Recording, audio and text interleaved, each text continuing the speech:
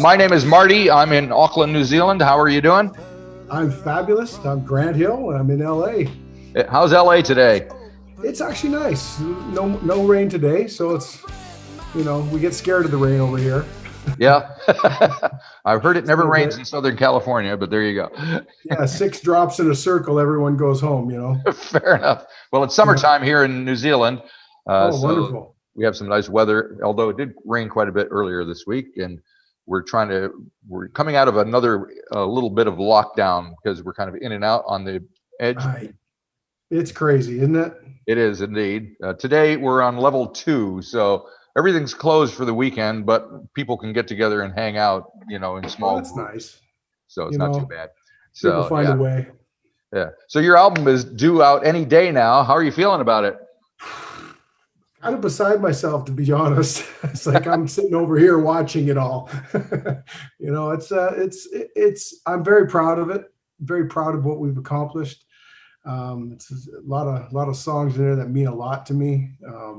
Have traveled with me in my life, and now I get to share them. It's been a passion of mine to want to share this with the world. So it's here we are. Fantastic, fantastic. Now, before we get into the songs, your band is called M.O.S. Yes. Now, I'm an old TV guy. I know it. I think I know what M.O.S. means, but it may mean something to you. Well, it's a little spin. We're kind of having fun with it because it's. I'll just come out and let you know. For me, it's a miracle on Sunset. Oh, okay. Because a lot of stuff happened. The band became this. For me, it was a miracle that this album got done, with some of the story behind me and so forth, and the kind of guys that showed up and girls that showed up to play on this. Just I couldn't have imagined it in my wildest dreams. Cool. So I sit with it and I own the domain name miracleonsunset.com. So I kind of just was sitting with it for the whole time. And then just the band really became M.O.S. because I have these songs, but there's no way they would sound the way they do without these incredible guys supporting it. So I pretty much carry that every day with me, that I'm, living my dream with some of the best. Gotcha. And you recorded the album at a fairly legendary studio at East West in LA, right? Yeah. That's pretty Yeah. cool. Pretty amazing. It was, I was in there for quite some time too. I was in every single room. Part of this album has been tracked in every single room, right down to some of the little piano notes on Angel were done in Studio 3, which is the Mamas and Papas room and Beach Boys. And we didn't tune the piano or nothing. And you could hear it's just a little off tune. But I mean, coming from that room, I mean, it's the most perfect piano sound I've heard in my life, Right. That's very cool. Yeah. And Pretty fun. does it kind of give it, what kind of vibe do you get? Do you get inspiration from playing in it or recording in a spot like that? You can't help but get inspiration from that place. The people that were coming and going, and it was like kind of like business as usual. Yeah. And I really now know why you go there, to get the fundamentals, the bed tracks, you just can't get that out of your home studio. And there's just something in the air, in the walls. Yeah. All these Neve consoles and SSL and people that have been there before and ran it, and it's an honor to be there to begin with. So to allow yourself to be inspired is quite easy. Yeah. I see Mr. Neve just passed away a couple of days ago. Yeah, sad day. Yeah. Fortunately, I was fortunate enough to be able to understand what he was understand what he was trying to get at, because I mean, there's just night and day compared to some. He did leave a legacy, that's for sure. Absolutely. Yeah. Now the songs that comprise the album, which is called Fly, when were those composed and when were they recorded? Well, I'd say half the album I wrote when I was living in Marina Del Rey. After my father had passed away, I moved there. I was there for about a year or so, just off of Venice Beach. Another place just back in the day. This is 2002, so it's been a few years back I wrote those. And just a lot of missing my father, and things were coming out of me there. And the energy in Venice Beach was, you could really show up and no one's looking at you. Nobody cares. Right, right, So right. you get that feeling of being alone in a Surrounded by giant people. environment. Yeah. So you kind of like give yourself permission to let all kinds of other colorful things come out of you that you never knew. Right. And that's kind of where it started to really become quite a big deal of songs for me. And then I wrote my first song when I was like 12 or 13. So it's a lot of this stuff's been coming forward with me, and just trying to hang on. Gotcha. So when did you start recording? Recording this album started actually almost 8 years, a little over 8 years ago. Holy mackerel. Yeah, it's taken me a little while because the sad part that we had to endure was we tracked the album, and then shortly thereafter, our bass player had passed away. So Right. this is in memoriam for him. His name is And Orlando then- Sims, is that right? Orlando Sims, yes. Great man. He helped me work out a lot of the tracks together and so forth. So, and just budget constraints and so forth, and finding the magic again. And Right. it took a little bit of time, and raising a family, and it was supposed to come out a year ago, but COVID hits, and they were just like, okay, let's pump the brakes. And the nice thing is we're ready to go do another album. Yeah. In lieu of it all, and it's not going to take 8 years, that's for sure. But definitely got a formula now, and know what I want, and I'm very excited about the sound of the album. It's everything I ever could have imagined as a kid growing up, what I wanted an album to sound like. And how would you describe that sound? I was into Black Sabbath, Judas Priest, and then my brother threw Depeche Mode at me. Oh dear. Okay, and and Tears for Fears and REM. So you take that and AC/DC, and you kind of squish them all together. I think you got a bit of that 80s rock and 80s pop. Right. It was I kind of got out of the way. Said, okay, what do you want to do here? And I'm very pleased with the way it shows up. Gotcha. And I hear a little bit of Springsteen in there in some of the stuff you do as well. Is he somebody that you kind Absolutely. of touch on? Springsteen, Tom Petty. Growing up in my younger adult years, I started to get a little more mature and listen to the words. And definitely Bruce Springsteen, Tom Petty, John Mellencamp. Neil Young, big fans. Speaking of Neil, so you're originally Canadian, right? Yes. And you moved to LA just like Neil. Just like Neil, yeah. And I'm probably having the same problems Neil did. Can't figure this place out sometimes, but very good people here. I enjoy. One thing it did for me was prove that there's just good people everywhere. The governments are governments. Right. So let's dig into some of these songs. You mentioned "Send Me an Angel," so let's talk about that one first. Send me an angel.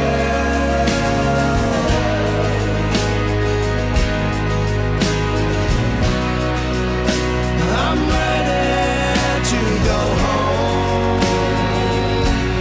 Send me an angel.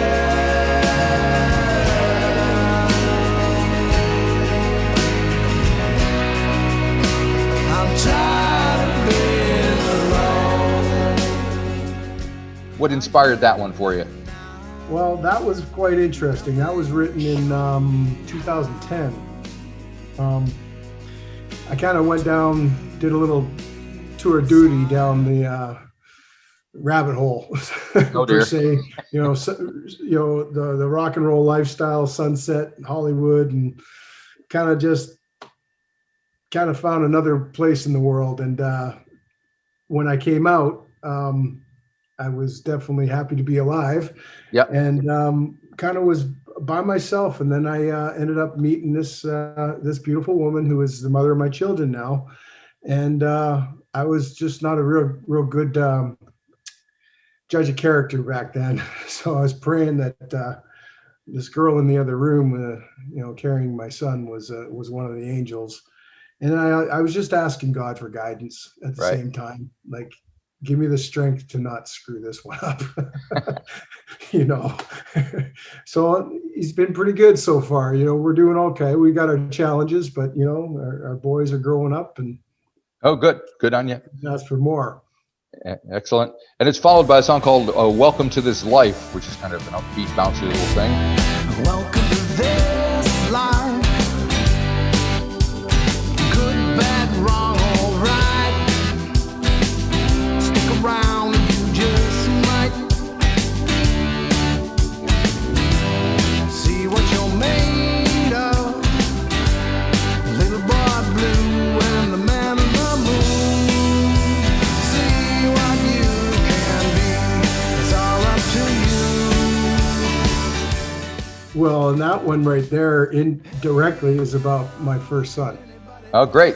I was looking at his picture, and it's actually, I could see it up on the wall there. He's in a little blue outfit, and it reminded me of that Little Boy Blue song. And it just came out. It really just fell out because I was looking at him. What would I say to my son? You know, welcome to this life. Right. I know, good, bad, wrong, or right. You got to stick around. There you go. Figure it out. And the album opens with a couple of songs that are kind of classic rock, you know, Fly and I Like Your Smile. Here's some Bruce, some Dylan, some Eagles in there. Is that all stuff Nice. that's involved in Appreciate what? that. Yeah. Yeah, Fly was really more of that too, becoming coming into your own as a man. For me, it was. I'm gonna spread my wings and fly like an eagle. I soar through the sky.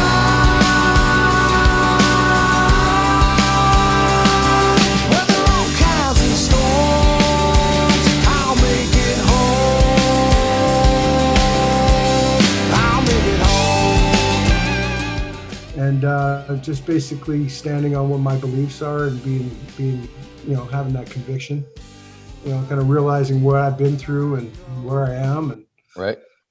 yeah, it's just it's But there's very. some- All these songs come from those places with first loss and then gain. Right. You know, Yeah.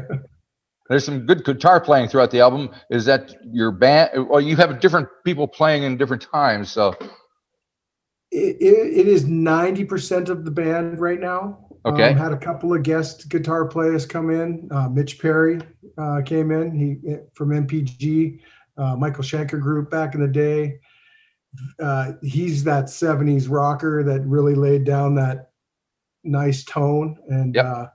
Jared James Nichols, up and coming. He stopped in for a little while. Main guitar player on it, Simran Full. He came in later in the project and then stuck around, which was real nice because he's handling all the parts quite well. very good. Very nice to do. And have you had a chance to play any of these songs live, or have you been locked down? We were able to play. The band's been rehearsing now. It's going on 2 years now, or a year and a You half. should be 2 good at years. it by now. Yeah, we had a bunch of gigs already with the band back in 2019 in Burbank. Sadly, that facility is not even didn't make it through COVID, and we had a bunch of stuff lined up, but you know, just with COVID, just put a put a stick in the spokes. It's doing You it for know. everybody around the world. It seems like it's the same story Yeah. everywhere. Yeah, and so you just surrender to it, and you know, and hope for the best. And it's really nice to see this kind of stuff going on now with the internet. And Yep. I think it's just got to slowly turn a good page for us all here. You know. Yeah. No, another song I wanted to talk about was Own It, which comes near the end of the album. And it definitely has a kind of Pink Floydy vibe to it. So is that what you had in mind? You know, It's really quite simple. You have all the answers. Are you willing to do what it takes to look at yourself and realize the wake you have left behind you is all you? An ordinary day made up of shit. yeah, David Gilmour, my guitar hero. There you go. You know, that's one of the classics that I grew up, you know, listening to, and just I think I made new grooves in the record on that on the wall. you know, as I'm sure we all did. Yeah, and it wasn't, none of this was really, I didn't set out to write a Pink Floyd sounding song. That's just what comes out. And yeah, it ended up really nice. Durga McBroom came in from Pink Floyd and actually ended up putting her beautiful vocals on there as well. Nice. And we have a guest guitar player on there, and we just kind of like we'll leave it at that. But be careful now. I'm living the dream. I really am. I've got these amazing people that showed up, and now I have this amazing band that I've had, and it just I don't know. It just really doesn't get much better than this. I feel it's just cool. Because this is your debut album. Yeah. And if I may be so bold, it's obvious you're not 15 or 16 years old. So how does that come to this point in your life now? And well, it seems as though my family and friends weren't about to let me stop. So there you go. Yeah, I mean, my wife, I even told her, I said, I'm prepared to stop and, take care of this family. She says, no, we don't want you without the music. Right. So next week, then the following week, I met my producer. So it's kind of got a mind of its own, and the music lives in me. It's something that I just do. It's not that I got to play music today. It's right. Like I just do. Because it makes me feel better, Yep. And that's what you I mentioned think. Your producer, that's Les Camacho. Is that his name? Yes, Les Camacho. Very talented, man. So what did he add to the mix? Pretty much that, the mix. There you go. Yeah. Well, he was well involved with Pink Floyd. So he was front of the house. He did a lot of work with Alan Parsons. So he had that engineering, he had the tricks in the bag, so to speak. Very talented man. To watch him and some of the tricks, everything was live as well. And it was old school rock and roll, B3 organs recorded in these beautiful rooms. So he used the room, the microphones, the engineering tricks that he had to really just put this boom into this album. Right. It was really I really liked watching him perform. Yeah, the organ on "Send Me an Angel" is pretty impressive. Yeah, it's huge. It's huge. Yeah, people are running that ship properly when that comes out like that. Gotcha. There's actually a gentleman, Larry, did some work on that, and I remember him holding that note at the Angel, and Les had come through the talkback microphone, and he's like, "Hey, Larry." And he's holding that note, and it's just, then it stops, and he goes, "Yeah." So he was like in that note for the whole way out. Yeah. And it's like, wow, we just got to keep that. Yep. And so your vocals, let's talk about, Sticks and Stones is a good one because you got a little bit of a Pearl Jammy feel going on there, I think. So who have you listened to? Who are you kind of channeling when you're singing? You know what? That's a good question. And who am I channeling these days? It's me. Good on you. That was the hardest thing I had to find, was my voice. Mm-hmm. I think that took a little bit of time getting the vocals out, because I was showing up like Peter Gabriel. I was showing up like, everyone else but me. Right. So, that's a good question, because I really worked hard to find me. So it's, I gotta say, I'm more emulating like a Tom Petty, Mellencamp kind of bring, Springsteen kind of vibe. Yep.